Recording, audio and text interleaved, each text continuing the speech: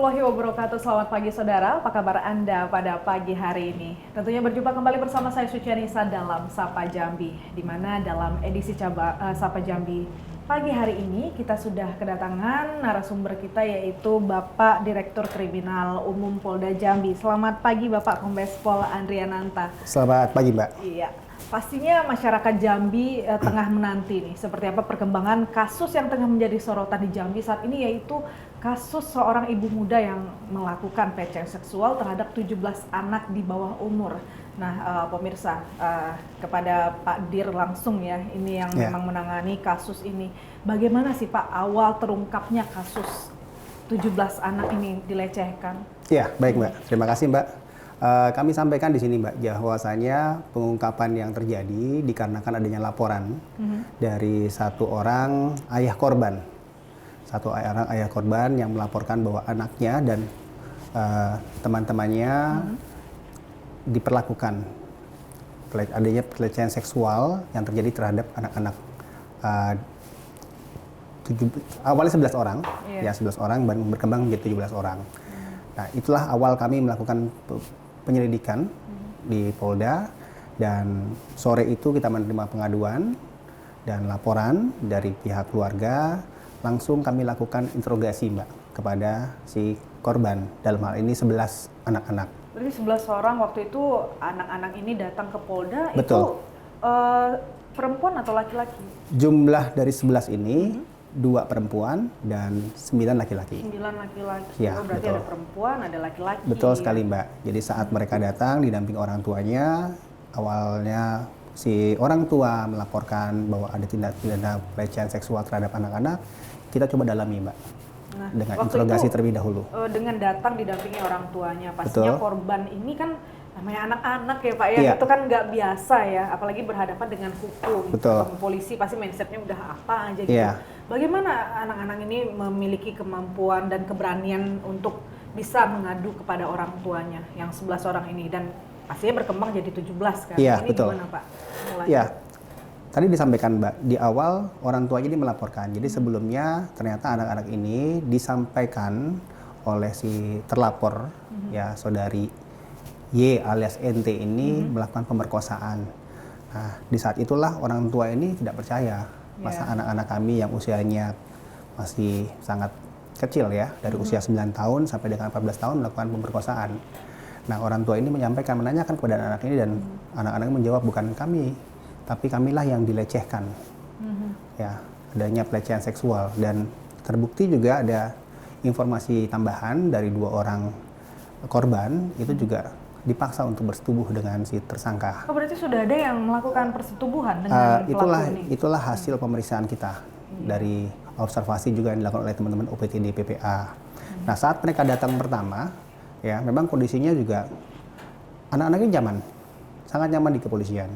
Dan mereka sampai bilang ke kami, kebetulan saya langsung ketemu dengan mereka, bilang, "Om, kami lapor Om." "Oke, apa yang kalian mau makan sekarang?" "Udah, makan apa aja Om, nggak apa-apa Om." Ya, akhirnya kita coba beli makanan yang bisa dimakan oleh mereka.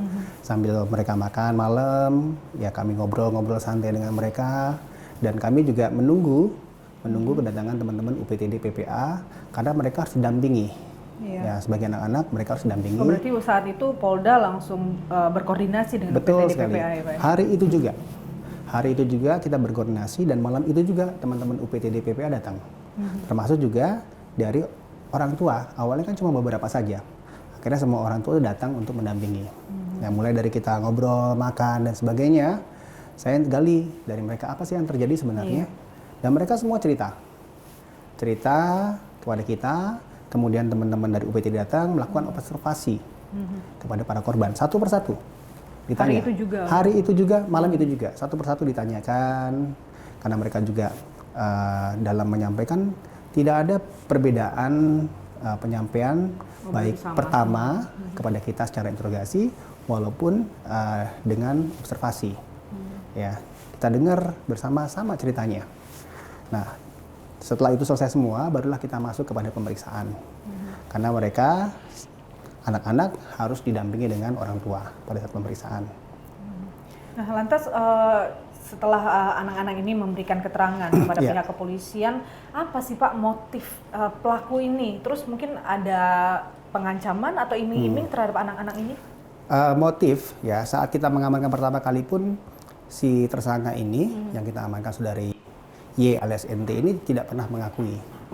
Malah dibalikan bahwasanya dialah korban pemerkosaan. Ya. Dibuktikan dengan pengaduan dia ke Polresta Jambi dan juga ada memang beberapa luka. Ya. Ini berarti bisa dikatakan si pelaku ini sudah melapor duluan ke polisi? Bersamaan. Bersamaan Jadi sore waktunya. hari itu si pelapor, si saudari Y ini membuat pengaduan ke Polresta Jambi, Iya. kemudian orang tua beserta anak-anak membuat laporan ke Polda Jambi. Berarti mungkin bisa dikatakan sebelumnya sudah ada pertemuan Sudah ada antara pertemuan. warga di situ. Sudah ya? ada pertemuan. Itulah yang saya katakan tadi bahwa sebelumnya sudah ada pertemuan dan si saudari ini menyatakan kepada semua orang bahwa dia diperkosa oleh anak-anak. Nah, orang tuanya tidak langsung percaya begitu saja. Iya. Dia tanyakan kepada anak-anaknya, ternyata anak-anaknya baru ceritalah. Dan itu bukan kali pertamanya ya adanya pelecehan seksual, tapi dimulai sejak dari hasil pemeriksaan kami dimulai sejak tanggal 24 Januari 2023. Oh, berarti baru-baru ini Ya, kejadian kurang lebih ini. sebulan lalu ya, Mbak ya. Nah, apakah itu terjadi rutin, Pak, kepada anak-anak Enggak, ini? tidak rutin. Oh, Tidak di rutin. setiap ada kesempatan ya? Setiap ada kesempatan dan dengan modus yang berbeda-beda. Ya. Apa modusnya, Pak, kalau boleh kita tahu? Tadi saya tanyakan, diiming-imingi betul. Iya. Ya, dirayu, diajak, dan beberapa anak-anak ini menyampaikan kepada kita saat pemeriksaan, dipertontonkan terlebih dahulu video-video porno kepada mereka. Ya, ini mungkin salah satu cara untuk mengajak gitu, memperlihatkan bahwa ini nggak ada masalah karena Iya. keterangan dari suami tersangka yang kita sudah ambil di hari Minggu, ya, si suami ini menyatakan bahwa memang istrinya ini punya koleksi video porno. Salah satu video pornonya itu adalah dewasa dengan anak-anak. Ya, nah, handphone si tersangka saudari ini sudah kita sita dan ada beberapa yang sudah di-delete, sudah kita berhasil angkat dan memang ada di situ berarti benar ya, video itu benar. di Jadi dalam ada handphone kesesuaian ini. di handphone itu ada. Iya. Ya, di handphone itu sudah kita angkat. Ya, sudah kita angkat datanya, ada beberapa video dan foto yang sudah di-delete, kita bisa angkat kembali. Dan itu bisa kami pertanggungjawabkan pengangkatan untuk barang bukti tersebut. Tuh. Terus untuk korban ini sendiri, Pak, Ya. ketika dicabuli oleh pelaku ini sendiri, apakah pelaku juga melakukan perekaman terhadap aksi yang dia lakukan terhadap para korban? Dari keterangan korban tidak ada dan di handphone pun tidak ada. Jadi tadi modus pertama dia merayu, kemudian memperlihatkan video porno. Yang kedua juga ada di mana si para korban ini dipaksa untuk melihat tersangka berhubungan suami istri dengan suaminya. Bagaimana ceritanya nih, Pak? Ini Ya. agak menarik sedikit ya. Ya. Pelaku ini mempunyai suami, Betul. tapi suaminya apakah mengetahui? Tidak. Bagaimana ceritanya itu, Pak? Jadi posisinya seperti benar. Korban ini menyampaikan si suami Iya. ini posisinya ada di kamar, sedang tidur.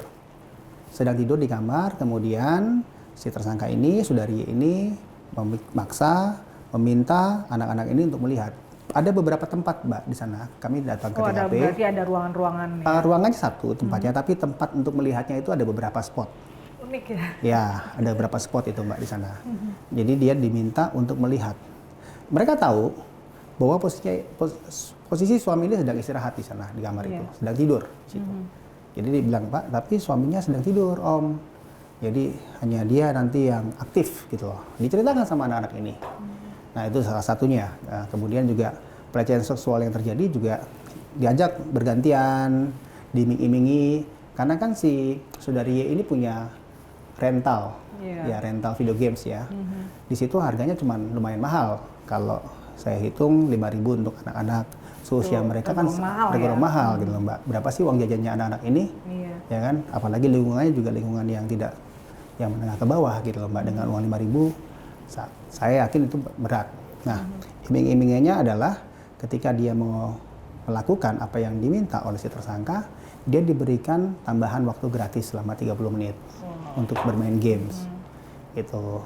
Tapi itu untuk, terhadap yang 11 orang ya, Mbak ya? Iya, ini yang di 11 orang ini sudah ada yang 2 tadi Bapak Betul. katakan yang berhubungan. Betul. Nah, itu usia berapa kalau boleh tahu? 13 dan 14 tahun.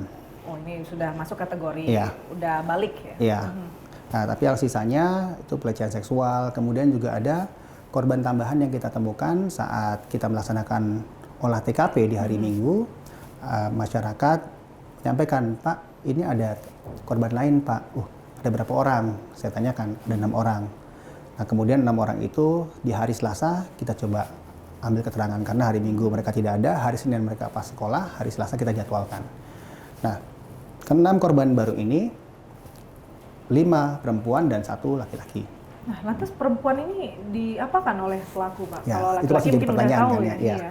Jadi ada yang tadi dipaksa untuk menonton video porno dan menonton si tersangka ini melakukan istri dengan suaminya. Kemudian ada juga dipaksa untuk memperbesar, maaf payudara, dengan pompa ASI. Iya. Ya itu. Ya, sampai ada yang kata, wah Pak sakit sekali Pak, kita dipaksa untuk seperti itu. Nah motifnya apa? Ini yang kita dalami. Kenapa dia sampai memaksa anak-anak perempuan ini yang masih di bawah umur ya untuk melakukan hal tersebut. Berarti ini bisa dikatakan ya, anak-anak yang menjadi korban pelecehan seksual ini sangat butuh pendampingan khususnya dari Betul. psikolog ya Pak Betul. ya. Kita tidak tahu apakah anak-anak ini trauma Iya. atau penasaran lagi Iya. bagaimana ke depannya. Nah, tentunya dari pihak kepolisian akan terus mendalami kasus ini. Betul. Lantas di manakah pelaku saat ini? Kabarnya kan di rumah sakit jiwa, Pak. Betul. Benar ya? Jadi terkait pendampingan Mbak, sesuai dengan arahan Bapak Kapolda, Iya. ini kami sudah menangani 2 kasus pemerkosaan. Mungkin Mbak sebelumnya pernah mendengar ada 13 pelaku yang Iya. 10 kita amankan, 2 korbannya Iya. perempuan di bawah umur, usia sekolahnya kelas 2 dan kelas 3 SMP. Itu kita sudah mulai pendampingan. Jadi Pak Kapolda kami menyampaikan kita membuat tim untuk pendampingan kepada para korban. Ya, karena ini di awal tahun 2023 sudah ada kasus. Sudah ada itu, ya, betul. yang seperti ini. Jadi kita dari Dokes Polda Jambi dan juga Biro SDM melalui bak psikologi pendampingan. Teman-teman UPTD pun melakukan pendampingan terhadap si korban. Nah, terkait masalah ini pun kita juga sebagai korban yang cukup banyak anak-anaknya, ya 17 orang totalnya. Ada sebagian yang kemarin dititipkan di Panti Alitama, punya dinas sosial, dan sebagian lagi orang tuanya sanggup untuk merawat, untuk mengawasi. Itu hak orang tua. Ketika memang orang tua bisa menyanggupi untuk tetap merawat dan mengawasi, dan mungkin saya yakin diarahkan juga sehingga trauma-trauma itu cepat hilang, diberikanlah kesempatan kepada orang tua untuk merawat. Nah, terkait tadi Mbak tanyakan masalah pelaku, ya. Hasil pemeriksaan kami dari korban, saksi, ya orang suami dari si tersangka, mertua, kami melihat ada kecenderungan, menduga ada kecenderungan, ada kelainan. Ya, Ada penyimpangan. ada penyimpangan ya, pelaku dari ini. si pelaku. Makanya hasil koordinasi kami dengan UPTD, PPA, kami rujuklah si tersangka ini ke rumah sakit dan dilakukanlah observasi dari permintaan rumah sakit itu selama 14 hari. Iya, 14 Gitu. hari. Iya. Berarti sebentar lagi akan keluar. Ya, Pak, sebentar lagi akan Dan keluar. kita akan mengetahui bersama seperti Betul apa sih sekali hasilnya. penyimpangan yang dialami oleh pelaku ini. Iya. Mungkin bisa jadi dia korban atau apa, kita Iya, belum tahu ya Pak. iya, ya. iya. Karena banyak dari psikolog menyampaikan kalau memang itu betul dilakukan, bisa jadi dia dulu korban. Ya, dan korban saat kecil sehingga dia punya trauma, dia punya pikiran yang sama untuk melakukan hal kepada orang lain. Iya, pastinya hal ini kita tidak inginkan terjadi juga terhadap Betul. korban-korban yang telah dilecehkan oleh pelaku Y ini. Betul. Dan kita akan kembali membahas seperti apa sih kasus ini ke depannya dan Baik. yang akan dilakukan oleh pihak kepolisian. Dan saudara jangan kemana-mana, tetaplah bersama kami dalam Sapa Jambi sesaat lagi.